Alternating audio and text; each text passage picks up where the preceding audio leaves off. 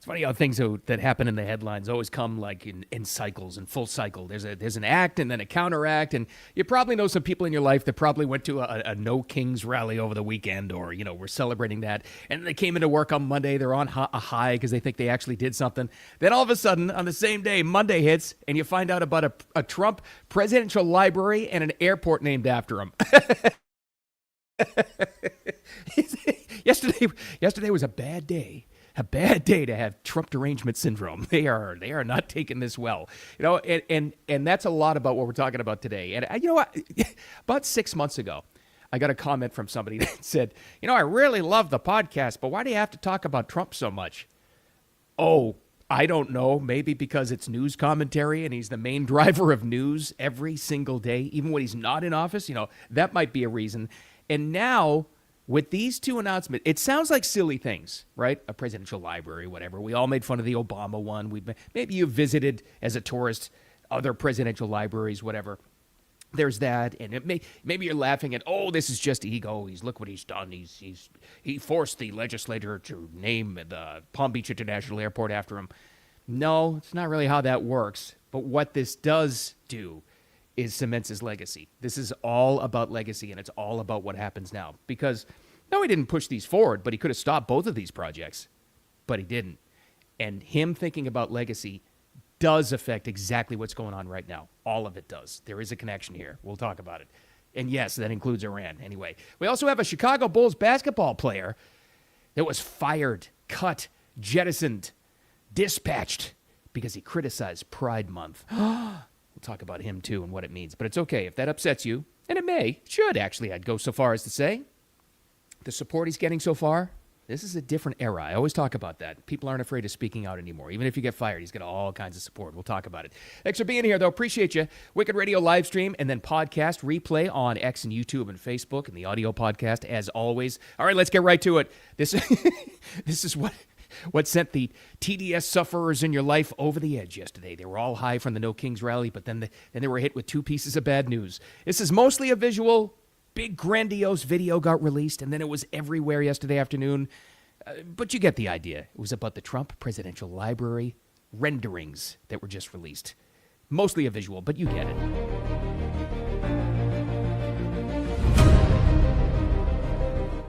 Stunning.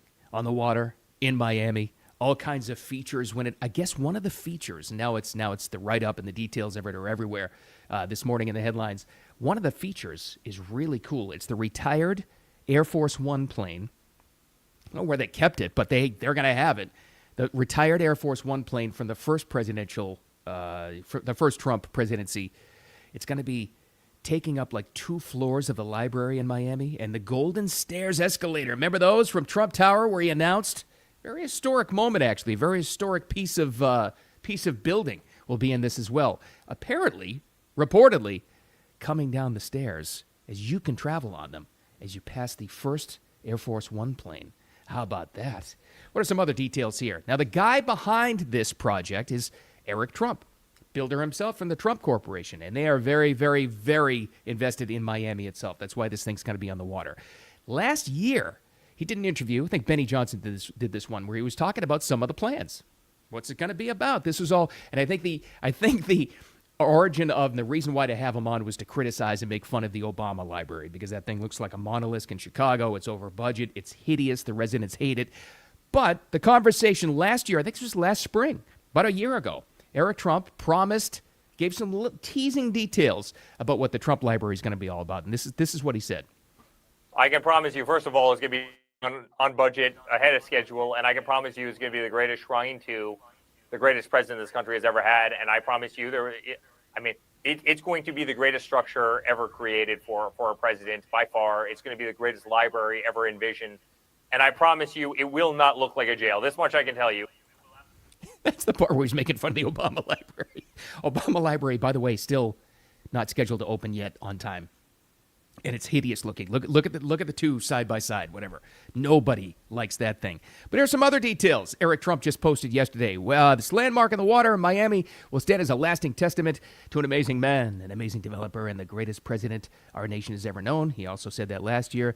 These images have never been seen by the public. Enjoy today. And that's what sent the TDS sufferers over the edge. Now, it's fitting. I kind of figured it would be in Florida somewhere. I kind of thought it would be somewhere in Palm Beach, but they have building height restrictions. That's why it's in Miami and they're on the water and whatever. It will be a major tourist attraction. It will be huge. And a lot goes into putting this thing together, obviously, because you have to get city approval, building approval, all that other stuff.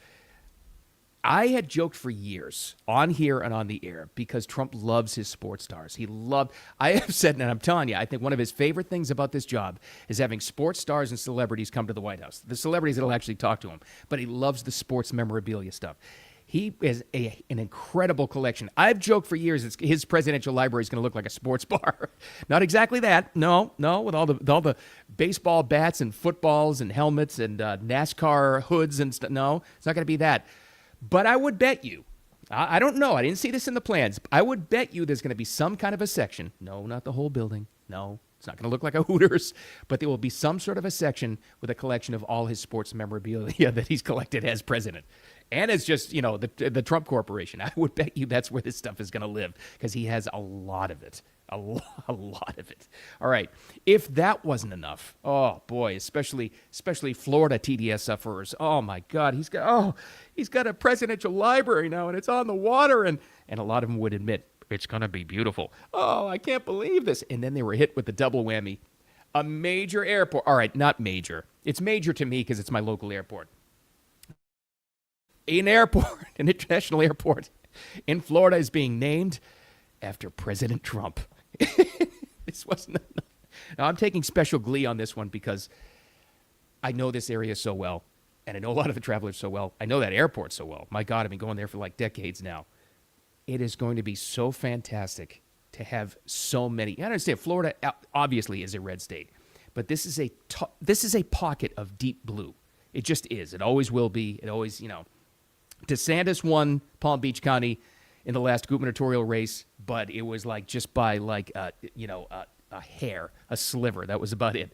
So there's a lot of people here that use this airport all the time. And think about all the New Yorkers that come down from LaGuardia or Kennedy that fly into Palm Beach International that are absolutely going to hate this, that it says on their itinerary and they have to make their plans when they're booking online, JetBlue or anybody else. I'm flying out of LaGuardia, but I have to fly into Trump International. Not only that, this is the part that really got me yesterday. You know how they always have the airport codes? For instance, Palm Beach International on your little ticket was always PBI. Well, not anymore, because you know what it is now? You may not have heard this. The airport code for Trump International is going to be DJT. That's going to be the thing that really throws him over the edge. But you had to pass this thing now. Now, this is what's happening already. This is how this gets twisted. You'll already see some headlines from some of your favorite mainstream legacy news outlets that are saying that the president forced the hand of local government in Palm Beach County, Florida, to get this done. It's not how it works. It has to go to the state legislature, and you have to have somebody sign on to it. And then the governor has to sign it, which he did just yesterday. But it does take a... The clerk will lock the machine and announce the vote. 81 yeas, 30 nays, Mr. Speaker. Show the bill passes. I haven't seen him talk about that as much as I've seen him talk about the presidential library, but he'll probably hit that up today in the talking points. But there you go. Now, what does this have to do with today? What does it have to do with tomorrow? This is just an ego thing. Oh, it's just Trump playing ego. Not so much. Well, I mean, yeah, you got it. That's kind of baked into the cake with President Trump, his ego. Would you want a president that doesn't have an ego? I don't think so. They've all had. Every single president has always thought they should be the next head on Mount Rushmore, including this guy. But what does it have to do with legacy? Everything. And yes, I am making a connection between these two announcements and Iran. Oh, he's done it now. You've gone too far. This is just a ridiculous bridge you're building. Am I? Am I really? Some recent videos have surfaced of President Trump talking about in the 1980s. This was businessman Trump, probably right around the time that Art of the Deal came out. He has been publicly stating his intentions with the Middle East, specifically Iran. Now, over 40 years. Nobody should be surprised by this. Now, you have a lot of people, a lot of your so-called MAGA friends, too. Oh, they're saying, oh, I'm done. I'm done with Trump. He sold me out. We said we'd never go to war. We said we'd never go. Well, hold on now. Hold on. He has said for decades now what his intentions would be with Iran, that they are the troublemakers, and if we ever go in, take the oil. Does it sound something that's kind of similar to what's happening right now? And I'll go so far as to say also, I don't think this is a move with Operation Epic Fury that would have happened in the third year of the presidency, certainly not the last. Because just in case, he wants to make sure that this is in and out. So much talk now about a prolonged war. So much talk about that. And God forbid it actually happens. And we do have Marines stationed right off the coast, ready to go into the Gulf, ready to take out that regime for good, right? And you hope to God and you pray that this isn't some sort of a long, prolonged war. Nobody wants that. What I feel very confident in saying is there is no plan for President Trump to make this prolonged. He has never talked about that ever. And he wants to make sure that it's not. And I think he's confident that it's whatever happens is going to be for the benefit of the states. That I believe. And I don't think it's going to last long. And I do think he is very concerned about his legacy. Why? What's this got to do with the airport? What's this got to do with the Trump Tower? Because a guy that's concerned about his legacy, and let's be honest, every single president has been, does not want this to besmirch his record. He doesn't want this black strike through his record. Yeah, the economy was great. You know, we closed the border. The Iran thing, though, it lasted way too long. It was all this. It was all that. What you see, he could have stopped it. He could have stopped the plan for Trump Tower. He could have stopped the plan. He could have told the state legislatures and the ones who signed onto the bill and created the bill to change Palm Beach International to Trump International. He could have said, don't worry about that. That's never put a kibosh on that. But he didn't. This is a guy that's thinking about his legacy.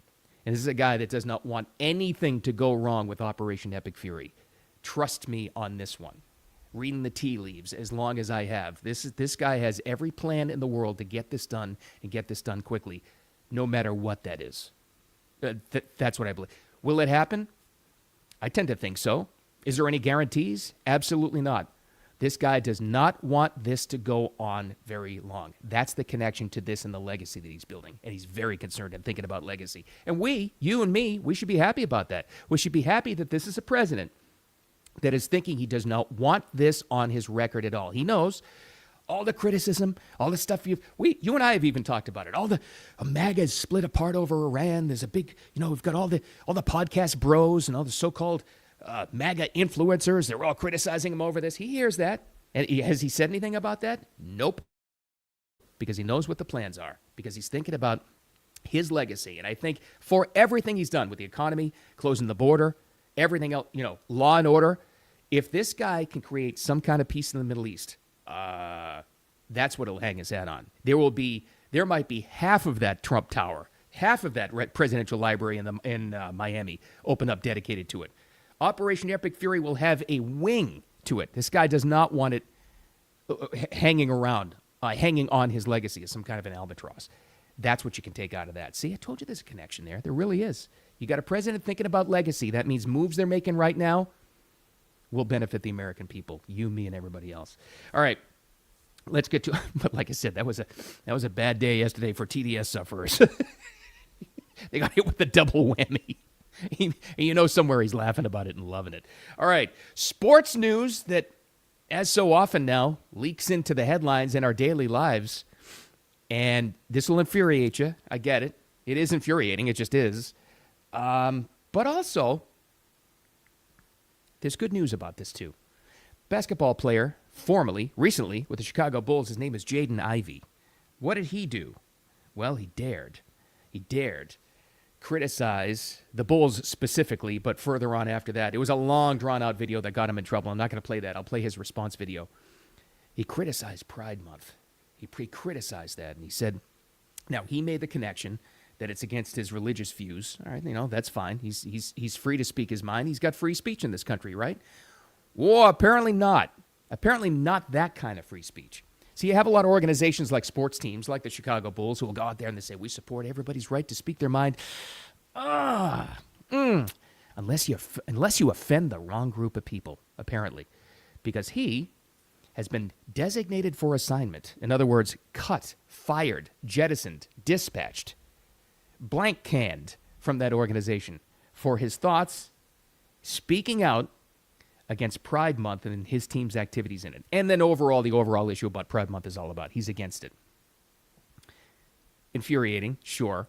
Let's get his reaction to it, but then we'll get the overall reaction because he has a ton of support that happened almost immediately from other people in the NBA, a little surprising, other sports stars, and specifically NFL players, some celebrities, wow, and a whole lot of the general public.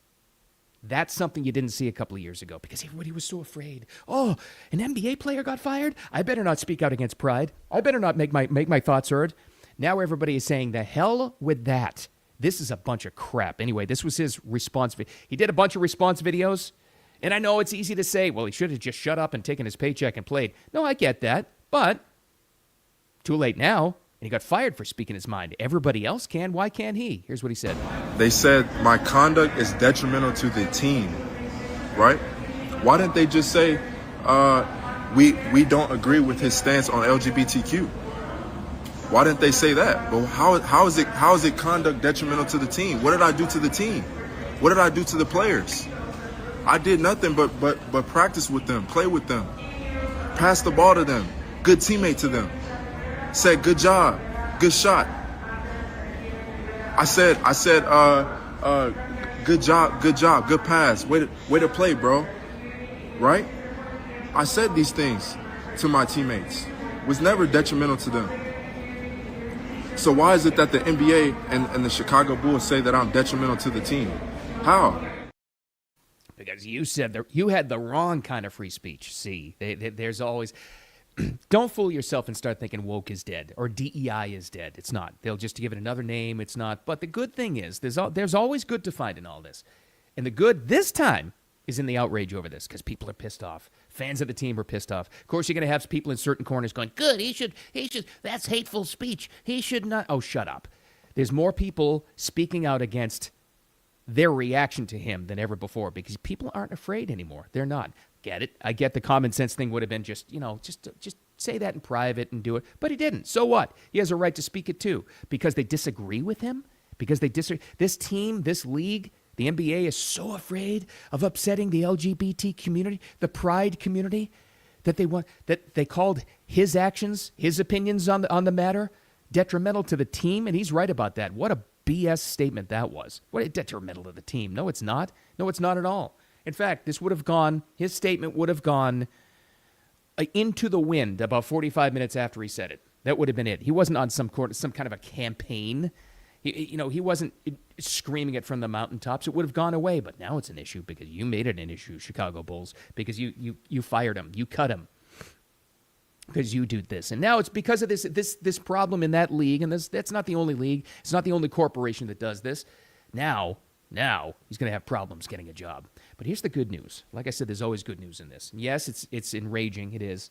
Even if you disagree with him, it should be enraging that he was fired for having an opinion. But if he had said and had worn rainbow colors or said something else that they agree with, he'd still be on the team and getting paid right now. But here's the good news. Like I said, you've got other NBA players, not many, but a lot of NFL players, some celebrities, including a couple of comedians, and now more people in the general public like you and me speaking against this and how ridiculous it is. That didn't happen a couple of years ago.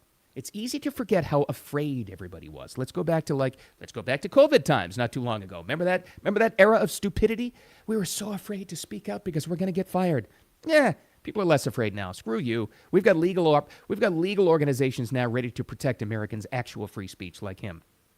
I don't know whether a lawsuit's coming. I don't know what's coming, but I can just tell you less than 24 hours after this decision was made in real time, there's a lot of support for this Jaden Ivey kid and what he said. Maybe they don't have to agree with everything he said. You don't have to agree with his criticism of Pride and Pride Month and LGBTQ plus and whatever letters they add onto. You don't have to agree with him to support his right to say it. And he got fired for it because what is enraging people and what should enrage you about this, despite the good news about the backlash, is the hypocrisy of it.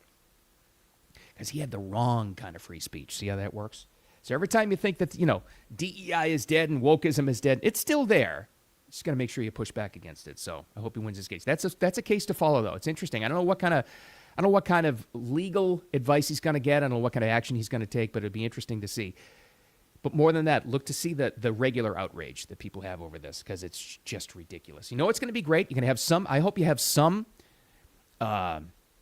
gay rights freedom of speech organization that supports him. That would be great. That'd be perfect. Those are the ones to listen to, because they would have actual credibility in this issue. But take it for what it is. I'm telling you, you thought I was crazy when I started to make that argument, but there is a connection between the Trump airport, the Trump Presidential Library, and things like Operation Epic Fury. There is a connection, because this is a president that's thinking about his legacy. He does not and will not accept any failure. So everybody telling you this is going to be a long, drawn-out thing. That's not in the plans. Hopefully it isn't, but that's definitely not the plan. All right, let's wrap it up with this. Thanks for hanging out with me. I appreciate you so much. The podcast replay on X and YouTube and on Facebook, and the audio podcast, where most of you find it, wherever you like to get those. Put that into the internet, as we like to call it, the internets. Usually about 9 a.m. Have a wicked awesome Tuesday. I'll talk to you tomorrow.